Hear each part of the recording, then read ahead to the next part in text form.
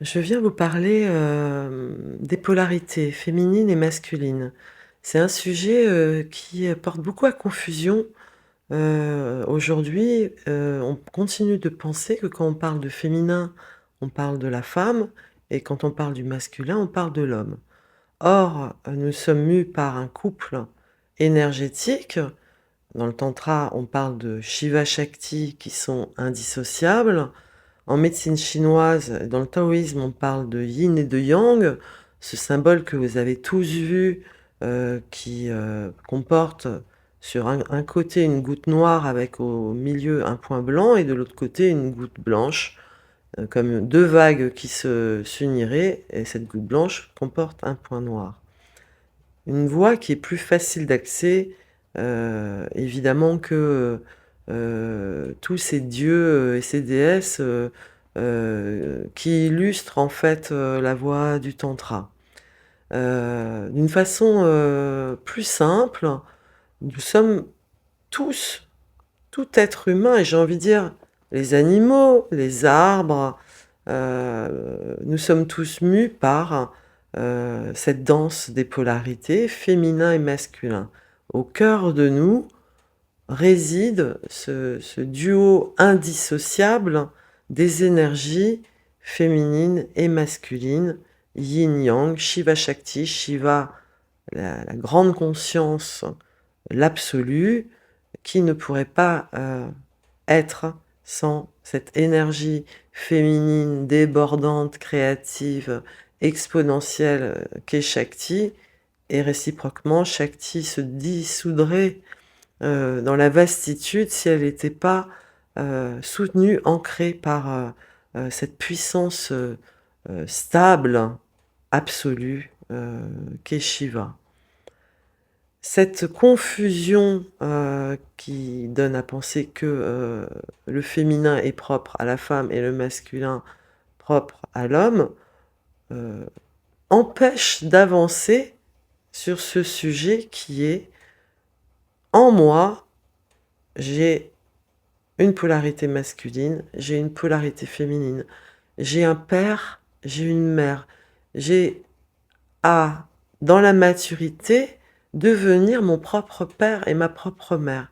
Ça, c'est une extension, par rapport à de la psychologie, mais néanmoins, cette danse de polarité est imprégnée de notre histoire. Elle est imprégnée de notre enfance, de notre éducation, du modèle de couple que j'ai pu voir à travers mes parents. Des personnes qui m'ont inspirée ou au contraire révulsée dans leur incarnation de ce qu'est un homme, de ce qu'est une femme. Mais en aucun cas, un homme ou une femme ne sont que féminins pour la femme et masculin pour un homme. Et donc dans toute cette voie du tantra et du massage tantrique, on va apprendre à les identifier par résonance d'ailleurs avec, quelqu'un du sexe opposé à soi, souvent dans les tantras mixtes. Dans l'expérience du couple, on va aussi aller expérimenter, en tout cas pour les couples hétéros, mais c'est aussi valable pour les couples homos, parce qu'on a quand même, quoi qu'il en soit, des couples intérieurs qui vibrent yin-yang, mais je vais rester sur un propos, hétéro qu'on pourra, élargir, à toute forme d'ailleurs d'union. Heu, sont des espaces où on va aller par ce jeu des projections et des miroirs, pouvoir sentir dans la vibration comment notre couple rentre en résonance avec le couple intérieur, de l'autre, mon ami, mon interlocuteur, mon collègue de travail, et aussi finalement la nature qui m'entoure. On peut extrapoler en fait cette vibration à, l'univers entier, puisque le microcosme est en moi et ça vibre de cette même étincelle, cette pulsion de vie qui naît de la rencontre d'un ovule et d'un spermatozoïde, qui naît de l'amour en fait. Quand j'étais petite, j'ai assisté à une scène que j'aurais pas dû voir parce que j'étais curieuse. J'ai vu mes parents au lit avec un autre couple d'adultes et je me suis dit que ma mère était soumise, victime, elle était pas consentante en gros et que du coup, mon pacte à 7 ans Aucun homme ne me fera faire quelque chose que je n'ai pas choisi.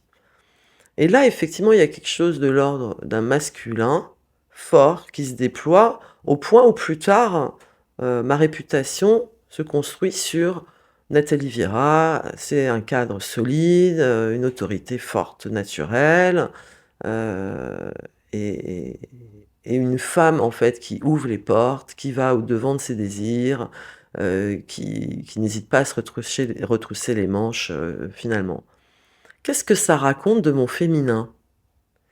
C'est ça qui est intéressant, en fait. Est-ce que, pour moi, la vision de ce masculin est saine? Est-ce que, cette force que j'utilise pour sortir, de mes tourments, pour dépasser cette blessure, initiatique, raconte quelque chose de respecté, de moi à moi, de ce modèle d'homme que je cherche à incarner à travers mon expérience humaine de femme?